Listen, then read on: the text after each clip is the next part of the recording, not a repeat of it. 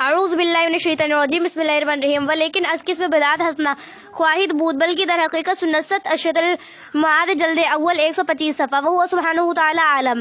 کیا فرماتے ہیں علماء دین و مفتیان اس فتویٰ کے بارے میں کہ ایک سنی حافظ صاحب ہے، وہ چھوٹی موٹی کتابوں کی تجارت کرتے ہیں۔ ایک شخص حافظ صاحب سے بہشتی زیور طلب کیا، اس کے آرڈر پر حافظ صاحب نے منگا کر دے دیا، کیونکہ تاجر کی فطرت ہوتی ہے کہ وہ گاہک کو خوش کرے۔ چند لوگوں نے کہہ دیا کہ آپ حافظ صاحب وہابی ہو گئے، وہابی کتاب منگا کر دے دیتے ہیں، آپ پر توبہ تجدید ایمان واجب ہو گیا۔ اب ہمارے کہنے کا مطلب یہ ہے کہ ہمارا سنی ایمان یا مسئلہ کیا اتنا کمزور ہے کہ صرف ایک کتاب منگانے سے وہابی ہو جاتا ہے؟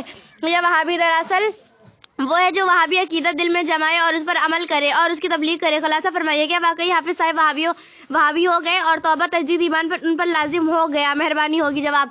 وہابی عقیدہ رکھنے والے ہی کو وہابی کہتے ہیں۔ حافظ صاحب مذکورہ اگر عقائد اہل سنت کے ماننے والے ہیں تو بہشتی زیور خریدنے اور بیچنے کے سبب وہابی نہیں ہو گئے، مگر چونکہ بہشتی زیور گمراہ کتاب ہے اس لیے اس کو خرید و فروخت جائز نہیں۔ حافظ گنہگار ہوئے، توبہ کرے اور آئندہ اس قسم کی گمراہ کتاب نہ بیچنے کا عہد کرے۔ وہ تعالی عالم۔ سوال نمبر 1 مشکوٰۃ شریف 454 صفحے میں ہے، باب الریا والسماع قال اللہ تعالی عنہ اگر الشرکاء ان الشرک لی ترکت والشرکاء، اس حدیث شریف کا مطلب بیان فرمایا جائے۔ سوال نمبر 2 مذکورہ بالا حدیث میں انا اگر الشرکاء ان الشرک پر جو حاشیہ ہے اس کا مطلب بھی واضح فرمایا جائے۔ جواب نمبر 1 حدیث شریف مسئلہ ان اور اس کا مطلب خیز ترجمہ نیچے لکھا جاتا ہے۔ قال اللہ تعالی عنہ اگر الشرکاء الشرک من عمل الشرک فیہ معی غیر ترکت وشرک۔ مشکوٰۃ شریف باب الریا والسماع 454 صفحہ ترجمہ، جو لوگ اپنے ماتحتوں سے شرک کرواتے ہیں، معبودیت میں خود کو شریک گردانتے ہیں، اور جو لوگ شریک کرتے ہیں ان کے بارے میں اللہ تعالیٰ نے فرمایا کہ میں ان کا شرکا کی نسبت ان مشرکین کے اعمال شرکیہ سے زیادہ غنی یعنی بے پرواہ ہو، لہٰذا ان کو مقبول نہیں بناتا۔ تو جس نے کوئی عمل کیا جس میں میرے غیر کو شریک کر دیا، خواہ یا وسمہ ہی کے طور پر کیوں نہ ہو، تو اس شریک کندہ کو اور اس کے عمل شرک کو نہ مقبول بنا کر چھوڑ دیتا ہے۔ شرک کی 2 قسمیں ہیں۔ الف قسم اول وہ شرکا ہے جو اللہ تعالیٰ کی عبادت میں اپنے آپ کو بھی شریک سمجھتے ہیں۔ جو عابد ان کو عبادت میں شریک کرے تو اس کا یہ فعل شرک اکبر ہے۔ قسم دوم وہ شرکا میں جو عبادت میں اپنی شرکت تو نہیں چاہتے مگر وہ اس کے ممتنع اور خواہش مند رہتے ہیں کہ عابدین انہیں دکھا سنا کر عبادت کیا کرے، یہ بھی ایک قسم کا شریک فی العبادات ہونا ہے، لہٰذا یہ بھی شرکا ہوئے۔ ایسے ریا والی عبادت شرک اصغر ہے۔ انا اگر شرکا میں شرکا سے مراد عام شرکا لیے جائے تاکہ دونوں قسموں کو شامل ہو جائے، اور ترکت و شرکا میں شرک سے مراد شرکت لیا جائے تاکہ شرک اصغر اور شرک اکبر دونوں قسموں کو حاوی ہو جائے۔ فائدہ مذکورہ بالا بیان سے معلوم ہو کہ مشکوٰۃ شریف کی مذکورہ حدیث کی حاشیہ پر دونوں جگہوں پر ضمیر ہم سے مراد شرکا ہی ہے۔ دونوں قسموں کی شرکت چونکہ اپنی سربلندی اسی شرکت فی العبادت سے سمجھتے ہیں، اور اس لیے وہ اس دنیاوی اور اپنی مجموعہ عزت افزائی کے لیے اس شرکت کے خواہشکار اور محتاج ہوتے ہیں، اور اس کے غنا اور لاپرواہی بالکل ہی نہیں۔ اس کے برخلاف بندے کے مخلصہ اطاعت و عبادت سے عابدین کی سربلندی اور عزت ہوتی ہے، نہ کہ اللہ تعالیٰ کی۔ وہ تو غنی بالذات ہے، عزت و فضل یہ ہماری طاعت کا محتاج نہیں۔ غنی ذاتش سعد جن وانس بری ذاتش از تحمد زد و جنس۔ نمبر 1 اعتراض حدیث شریف کی مذکور بالا تو صحیح پر ایک اعتراض وارد ہوتا ہے کہ انا غیر شرکا میں اغنا اس تفصیل کا ذائقہ ہے، اللہ تعالیٰ مفضل اور شرکا مفضل علیہم ہے، تو اس کا مطلب یہ ہوگا کہ شرکت کندنگان عابدین کی طاعت سے اللہ تعالیٰ اور شرکا دونوں کو گنا ہے، اللہ ذل کو زیادہ اور شرکا کو کم، حالانکہ شرکا کو مطلقاً گنا نہیں، اس لیے کہ یہ لوگ اپنی مجموعہ سربلندی کا معیار انہیں اعمال شرک کو سمجھتے ہیں، تو یہ لوگ اس کے محتاج ہوئے، نہ کہ اسے مستغنی۔ جب ان میں غنا ہی نہیں تو اللہ تعالیٰ کو غنا نہیں کہہ سکتے۔ جواب محشی مذکورہ بالا اعتراض کا جواب اس طرح دیا ہے کہ علی فرض ان لہم غنی، یعنی یہاں شرکا کے لیے فرض غنا ماننے کی صورت میں کلام ہو رہا ہے۔ شرک کے لیے بھی بندوں کے اعمال شرکیہ سے بالفرض غنا تسلیم کر لیا جائے تو بھی ان کے بالمقابل اللہ تعالیٰ کے لیے ذاتی غنا ہے، اس کے غنا ذاتی ہے، اور یہ شرکا ممکن ہے، اور ممکن اپنی ذات اور اپنے وجود اپنے تمام صفات غنا وغیرہ میں محتاج للواجب ہوتا ہے، اور محتاج کو غنا ملا تو پھر واجب کے غنا کے بالمقابل ادنا اور اقل ہو گیا۔ یہاں سے حاشیہ کا مطلب بھی واضح ہو گیا۔ شرک اور بدعت کسے کہتے ہیں اور ان کی کتنی قسمیں ہیں؟ بالتفصیل لکھ کر عند اللہ ماجور ہوں۔ جواب، شرک کی 2 قسمیں، نمبر 1 شرک جلی، نمبر 2 شرک خفی۔ عمل میں ریاکاری کرنا شرک ہے، اسی کو شرک اصغر بھی کہتے ہیں۔ حدیث شریف میں ہے ریا شرک خفی، اور حضرت شیخ عبدالحق محدث دہلوی بخاری رحمۃ اللہ علیہ تحریر فرماتے ہیں ہر عملے کو بریاکند شرک غایت آنکھ شرک جلی سخت و خفی۔ شرک جلی آشکار بت پرستی کردن مرائی کے برائے خیر خدا، عمل میں کند نسبت پرستی میں کند لیکن پنہانی اشتل معاد شرح مشکات جلد چہارم 250 صفحہ۔ شرک جلی جس کو شرک اکبر بھی کہتے ہیں، اس کی 3 قسمیں ہیں۔ ایک تو یہ کہ اللہ تعالیٰ کے سوا کسی اور کو بھی واجب الوجود ٹھہرانا شرک اکبر ہے، جیسے آریہ جو خدا تعالیٰ کے سوا روح اور مادہ کو بھی واجب الوجود مانتا ہے۔ دوسرے یہ کہ خدا تعالیٰ کے سوا کسی اور کو خالق و مؤثر بالذات ماننا، یہ بھی شرک اکبر ہے۔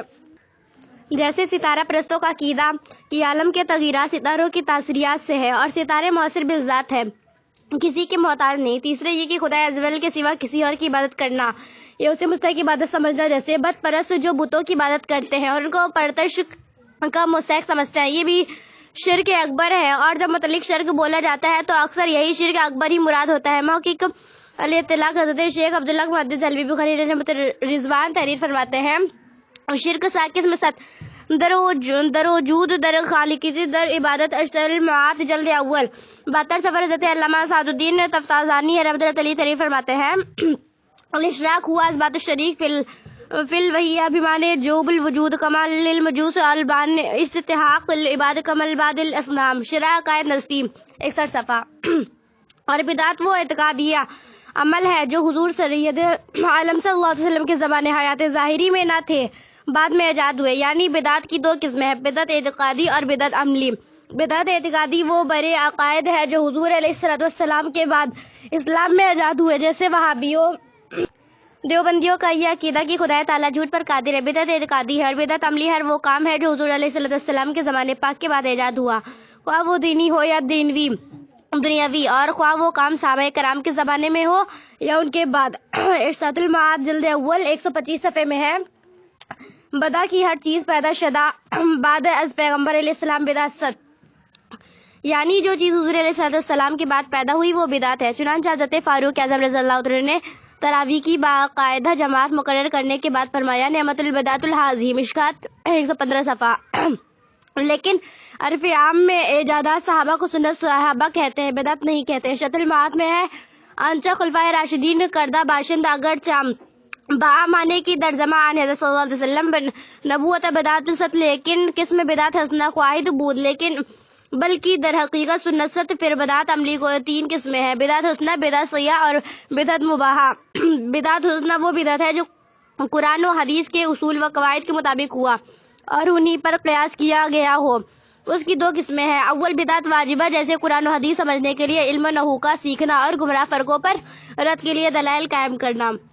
دوم بدعت مستحبہ، جیسے مدرسوں کی تعمیر اور ہر وہ نیک کام جس کا رواج ابتدائی زمانے میں نہیں تھا، جیسے محفل میلاد شریف وغیرہ۔ بدعت سیاح وہ بدعت ہے جو قرآن حدیث کے اصول و قواعد کے مخالف تھا، جیسے محفل میلاد شریف وغیرہ۔ بدعت سیاح وہ بدعت ہے جو قرآن حدیث کے اصول و قواعد کے مخالف ہوا، اس کی بھی 2 قسمیں ہیں، اول بدعت محرمہ، جیسے ہندوستان کی مروجہ تعزیہ داری۔ دوم بدعت مکروہ، جیسے خطبہ کی اذان مسجد کے اندر پڑھنا۔ اور بدعت مباحہ وہ بدعت ہے جو حضور صلی اللہ علیہ وسلم کے ظاہری زمانے میں نہ ہو اور جس کے کرنے نہ کرنے پر ثواب و عذاب نہ ہو۔ ارشاد المعاد میں ہے آنچ موافق اصول و قواعد سنت اور ست قیاس کردہ شدہ برام آر عابد را بدعت حسنہ گویند و آنچا مخالف آ باشد بدعت ضلالیت و گویند و خلیت کل بدعت ضلالہ معمول برین و بعض بدعتا آتا ست کی واجب ست۔ چنانچہ تعلیم و تعلم صرف و نوح کی بدا معرفت آیات و حدیث حاصل کی، اگر 2 حفظ غرائب کتاب و سنت و دیگر چیز ہائے کی حفظ دین و ملت برا موقوف بود و بعض مستحسن و مستحب مثل بنائے رباتہا و مدرسہ و بعض مکروہ مانند نقش و نگار کردن مساجد و مصاحف بقول بعض و بعض مباح مثل فراقی در طعامہائے لذیذ و لباسہائے فاخذہ بشرطی کا ہلال باشند و باعث تغیان و تکبر مفاخرت و نشوند مباحات دیگر کی در زمان حضرت صلی اللہ علیہ وسلم نبوند چنانکی غربہ و مانند و بعض حرام چنانکی مذہب اہل بدع پر خلاف سنت و جماعت اور دار المختار جلد اول 393 صفحے میں ہے قد تكون البدعة واجبة كنسب الأدلة الرد على أهل الفرق الضالة وتعلم الخوال مفهوم للكتاب والسنة ومن نوبتك حداث نوى الرباط وبدر صحابة كل أحسن لم يكن في الصدر الأول ومكروه كذا فهم المساجد ومباحث كالتوسيع البلد يزل ماكل والمشارب كما في شرح الجامع الصغير للمنابي أن تهذيب النبي ومسلح في طريقة المحمودية للقبر الكل وهو تعالى عالم.